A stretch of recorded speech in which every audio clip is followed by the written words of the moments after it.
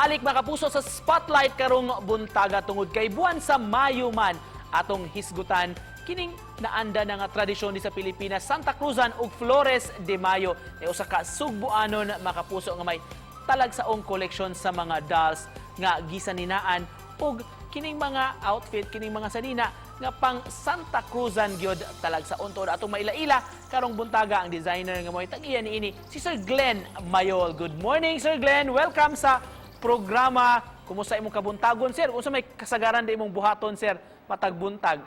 Good morning mga viewers, mga kapuso. Matag buntag jud inig dayon natong mata siyempre mag-pray ta, pasalamat sa Ginoo nga gitagaan tag another day to live.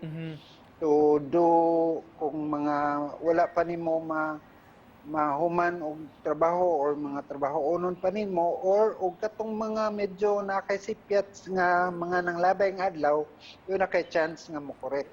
Sir Glenn, hisgutan nato kining imong nabuhat. Manindot kaayo nga doll collection featuring kining mga Santa Cruzan o Flores de Mayo nga mga outfit sir.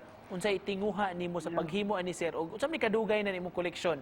Last year na aman to nag-post nga taga Manila, nag-post siya sama ni ini nga kanang Santa Cruzan. It gave me both challenge and inspiration, and then I thought nga next year I'll make my own version.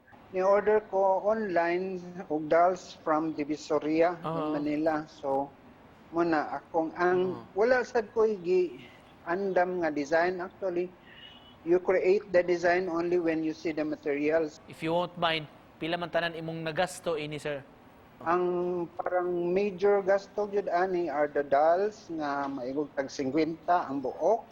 And then ang frames, katong frames nga murag arko bali sa mga sagala, maigog po to siya tag 50 each, sir. Sa kadaghan imo mga dolls sir nga gipang saninaan, Sir Glenn, kung ikaw ang judge unsa may imong doon na kay mga favorites ani sir?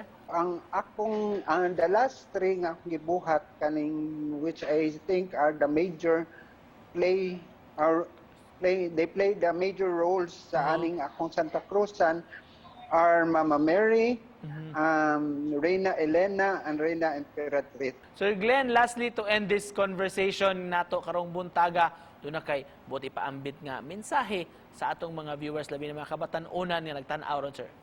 Dili gayud nato kalimtan ang atong pagka-Kristiyano o ipadayon nato observe ang atong mga Christian traditions and our culture. Dili nato kalimtan. All right, and with that we'd like to thank you for joining us this morning sir og pagpaambit sa imong talento. Daghan kayong salamat Sir Glenn Mayol. Daghan sa kayong salamat sir. God bless. God bless you sir.